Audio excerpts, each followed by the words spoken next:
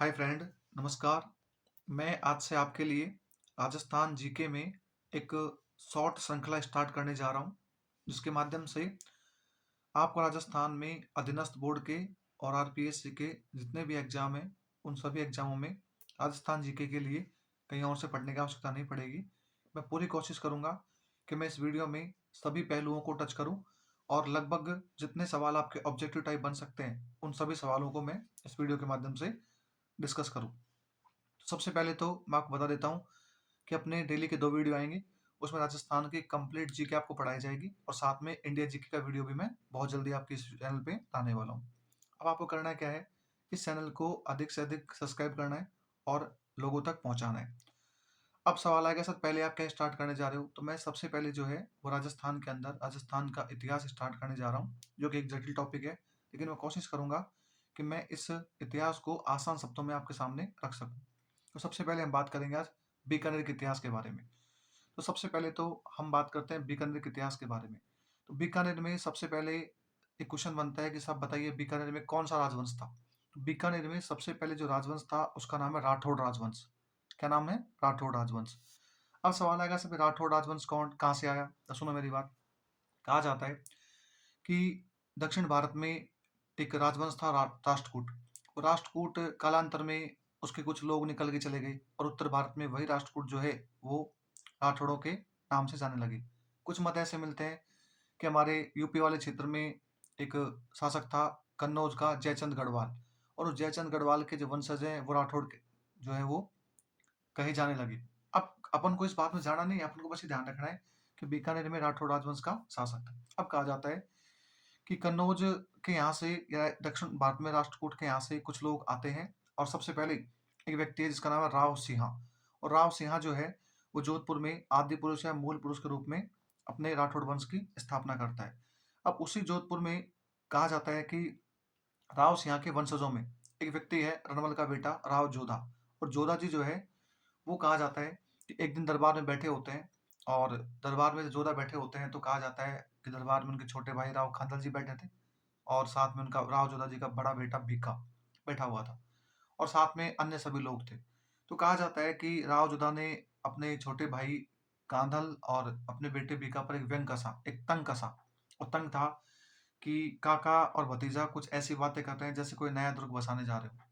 तो कहा जाता है इसी बात से राव खांडल और राव भीखा जी क्रुपित हुए और कहा जाता है कि वो वहां से दरबार छोड़कर चल देते हैं। अब राव कांधल जो जोधा जी के छोटे भाई थे, साथ में ही राव बीका जो जोधा जी के पुत्र थे, साथ ही बीका का छोटा भाई राव बीदा और साथ में एक व्यक्ति है नापाजी सांखला और कुछ अन्य लोग भी रहे होंगे। तो कहा जाता है ये सभी जो है वहां से जोधा जी का दरबार छोड़कर चल देते हैं। अब प्रॉब्लम आएगी कि सब चल कहाँ देते हैं? तो कहा जाता है कि वो वहां से निकलते हैं और निकलने के बाद उनको याद आता है कि हमारे जो पापा हैं जोधा जी, राव बीका कहता है कि मेरे जो पापा हैं जोधा, उनके जो पापा हैं रणमल, उनने एक धर्म बहन बनाई थी। उसका नाम है करणी माता। करणी माता का मूल नाम क्या है? रिद्धिबाई। तो वो कहीं न कहीं इन्हीं क्षेत्रों में निवास करते थे। तो कहा जाता है कि बीका अपने बुआ जी से मिलने करणी माता के पास पहुँचते हैं और करणी माता को पूरी बातें बताते हैं। तो करणी माता उन्हें आशीर्वाद देती है कि बीका तेरा बिकाणो जोधा से सवाया बादसो। इसका मतलब है कि बीका चिंता मत कर, तू दरबार छोड़ के आ गया, लेकिन तू जो शहर बसाएगा उसका इतिहास उतना ही लंबा होगा जितना जोधपुर का है, मतलब जोधपुर से कहीं बड़ा होगा। तो कहा जाता है कहीं ना कहीं वो बात कुछ हद तक या लगभग पूरी सी साबित भी हो चुकी है कि बीकानेर का इतिहास भी काफी लंबा हो जाता है। अब इसका मतलब ये तो समझ में आ गया कि बीकानेर की स्थापना बीका जी करेंगे। लेकिन बात आती है कि सब बीकानेर जो है उसके कुछ प्राचीन नाम भी थे क्या? तो कहा जाता है बीकानेर का जो प्राचीन नाम है उसमें एक तो मिलता है हमें जांगल प्रदेश, एक मिलता है हमें राती घाटी और साथ में बीकानेर की जो प्राचीन राजधानी मिलती है उसका नाम है आई छत्रपुर, जिसे आज वर्तमान में हम नागौर के नाम से जानते हैं। अब आती है 1465 में राव बीका जी अपने पिता जोधा के व्यंग के कारण जोधपुर दरबार छोड़ के निकल जाते हैं। अब निकलने के बाद क्या होता है कि वो आते हैं और आने के बाद में 1472 में कुछ लोगों को परास्त करके कौड़म देश नामक स्थान पर कहा जाता है कुछ क्षेत्रों को जीत लेते हैं और जीतने के बाद में 1472 में ही कहा जाता है अपना राज तिलक करवाते हैं। अब राज तिलक जो करवाते हैं 1472 में, तो राज तिलक जो व्यक्ति करता है उसका नाम है पांडु गोदारा। गोदारा जो है एक जात है जो कि जाटों मतलब कहा जाता है जाट जाति में एक उपक्षेत्र है गोदारा। तो पांडु गोदारा के द्वारा जो है वो राव बीकाजी का राज अलग किया गया कोडमदेसर नामक स्थान पे 1472 में। अब जोधा जी जो है उस राव बीकाजी जो निकले कब थे 1465 में।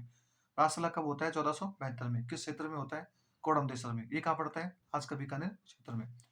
अब होता क्या है कि कोडमदेसर के चारों ओर राव बीकाजी कालांतर में अपनी शक्ति को संगठित करने का प्रयास करते हैं और एक बड़ा क्षेत्र बसाते हैं।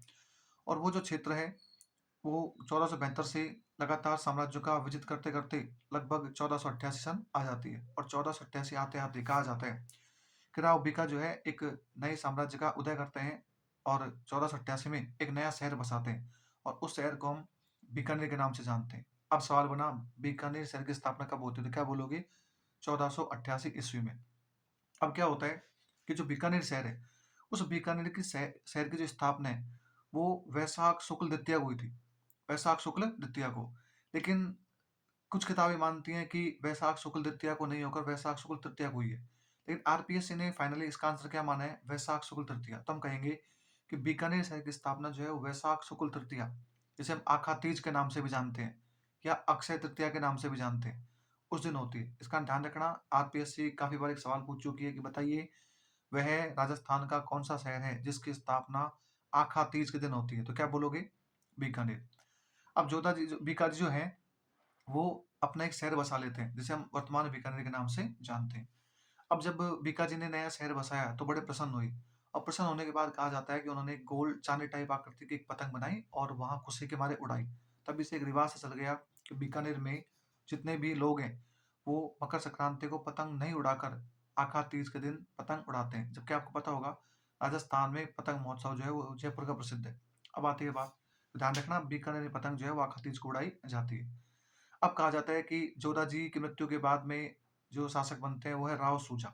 अब कहा जाता है कि बीकाजी जाते हैं जोधपुर और जोधपुर जाने के बाद में अपने जो भाई हैं राव सूजा उनसे कुछ राज तिलक मांगते हैं। ये कह सकते हैं राज चिन्ह मांगते हैं। अब कहा जाता है कि जो राज चिन्ह है वो क्यों मांगते हैं तो आपको पता है कि मूलतः बीकाजी कहाँ के थे जोधपुर के लेकिन एक व्यंकरण कहाँ गए थे वो अपने बीकानेर में। अब कहा जाता है कि उनको कुछ राज चिन्हों की आवश्यकता पड़ी जो कि सिंबल होते हैं किसी भी डायनेस्टी के या कह सकते हैं वंश के। तो प्रारंभ में सूजा ने राज चिन्ह देने से मना कर दिया लेकिन जब बीका ने युद्ध करने की बात कही तो जो राज्य के घराने थे जसमादे वो जसमादे ने आपसी सहमति के माध्यम से बीका जी को जोधपुर से कुछ राज चिन्ह दिलाए। उनमें सबसे पहला जो राज चिन्ह था वो था नागणिची माता की मूर्ति। दूसरा था लक्ष्मीनाथ जी की मूर्ति। तीसरा है हड़बू जी की कटार। हड़बू जी वही लोक देवता हैं जो शायद आपको याद होगा जिन्होंने जोधपुर क्षेत्र जीतने में राव जोधा जी की कह सकते हैं सहायता की थी। अब आता है कि जो बीका जी हैं वो जोधपुर से 3 वस्तुएं जिसमें लक्ष्मीनाथ जी की मूर्ति नागणेची माता की मूर्ति और हड़बू जी की कटार लेकर वो वहां से आ जाते हैं। अब आने के बाद में कोडमदेसर नामक स्थान पर वो एक भैरव के मंदिर का निर्माण करवाते हैं और साथ ही नागणेची माता की जो मूर्ति है वो भी बीकानेर के अंदर बनवाते हैं मंदिर बनवाते हैं उनका। और ये जो मूर्ति है इसके 18 हाथ हैं। कितने हाथ हैं 18। तो ध्यान रखना राजस्थान में नागणेची माता की जो मूल मूर्ति है जो बड़ी मूर्ति है जो प्रसिद्ध है वो हमारे कनाना गांव बाड़मेर की है। और नागणेची माता राठौड़ों की राठौड़ चाहे जोधपुर के हों चाहे बीकानेर के हों इन दोनों की कुल देवी है। जबकि इष्ट देवी की बात करें तो बीकानेर के राठौड़ों की इष्ट देवी जो है वो है करणी माता। अब कहा जाता है कि पुंगल के एक कह सकते हैं एक शासक थे जिसमें राव शेखा नाम से एक व्यक्ति का नाम मिलता है। उनके पुत्र से बाद में बीका जी जो है वो शादी कर लेते हैं। अब कहा जाता है कि जो राव बीका है वो अपने क्षेत्र का विस्तार करना चालू कर देते हैं और चालू करने के बाद में कहा जाता है कि जो राव बीका है वो यहाँ शहर बसाने के बाद में अपने जो ये क्षेत्र है इस क्षेत्र में कुछ कार्य भी करते हैं जिनमें से मैंने आपको बताई दी। जो पहला कार्य था वो पहला कार्य ये था कि कोडमदेसर में भैरव बाबा का मंदिर का निर्माण करवाते हैं। साथ में ही यहाँ पर बीकानेर के अंदर जो हमारी करणी माता है उस करणी माता के मूल मंदिर का निर्माण करते हैं। ध्यान रखने की बात किसके करणी माता के मूल मंदिर का निर्माण करवाते हैं। लेकिन आप जो आज मंदिर देखते हो करणी माता का ये मंदिर का निर्माण राव बीकाजी के द्वारा नहीं करवाया गया है। ये बाद में एक व्यक्ति आते हैं सूरत सिंह उनके द्वारा निर्माण करवाया जाता है। तो ये एक शॉर्ट वीडियो था जिसके माध्यम से मैंने आज आपको बीकानेर के प्रथम वंश कह सकते हैं बीकानेर के प्रथम राजा राव बीका के बारे में कुछ जानकारियाँ दी। तो ध्यान रखना, इस कारण बीका को बीकानेर के राठौड़ों का मूल पुरुष या आद्य पुरुष भी कहा जाता है। धन्यवाद। यदि आपको ये वीडियो अच्छी लगी हो तो जितना हो सके इसको शेयर कीजिए, लाइक कीजिए और मेरे चैनल को अधिक से अधिक सब्सक्राइब कीजिए। मैं आपके लिए डेली ऐसे ही शॉर्ट वीडियो लेकर आता रहूँगा। धन्यवाद।